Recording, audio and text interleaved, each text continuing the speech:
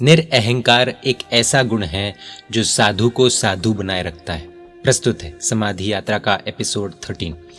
बड़ी दीक्षा होने के बाद संयम एक लक्ष्य परम पूज्य आचार्य भगवान श्री जगत चंद्र सुरेश्वर जी महाराज साहब को वंदन करने के लिए जाना हुआ।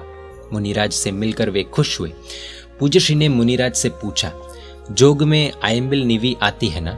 मुनिराज ने कहा, हाँ जी। पूज्य श्री ने पूछा, तकलीफ तो नहीं होती ना? मुनिराज ने कहा, ना जी। पूज्य श्री ने कहा, आपको पता है एकाशना यानी स्वाध्याय, यदि स्वाध्याय करना हो तो एकाशना करना चाहिए।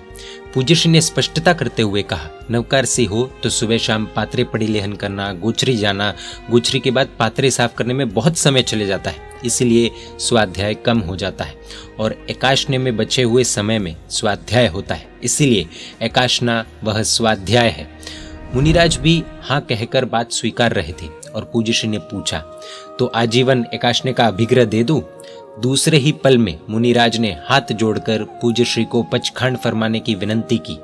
उनका समर्पण देखकर प्रसन्न हुए और आपके गुरु महाराज की छूट रखना, इतना कहकर पचखंड फरमाया। ये बात पूज्य गुरुदेव श्री गुण रत्न सुरेश्वर जी महाराज साहब को पता चली।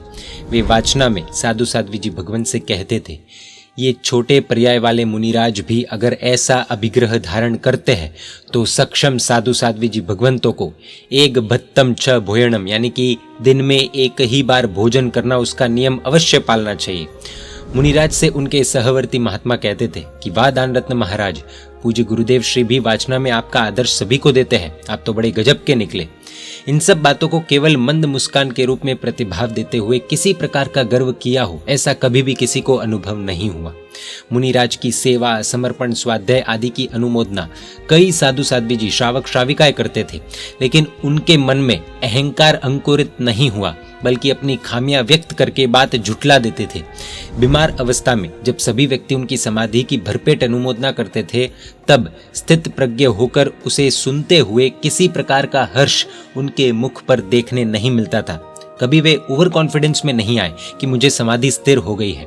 समाधि बनाए रखने के प्रयत्नों में वे अंत तक प्रयत्न करते रहे।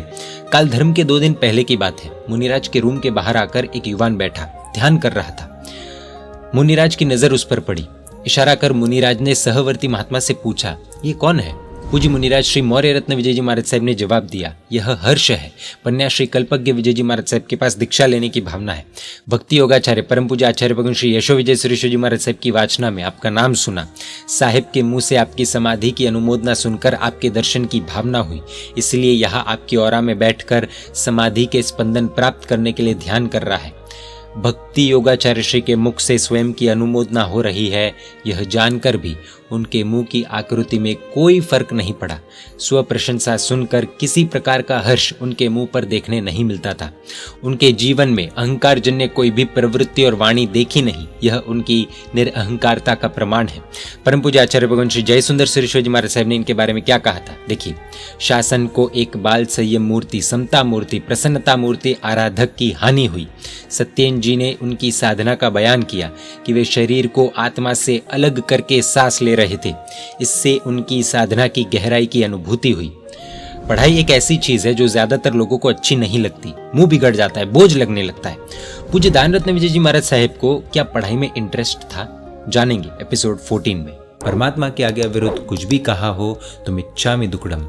जय जिन शासन, जय महावीर।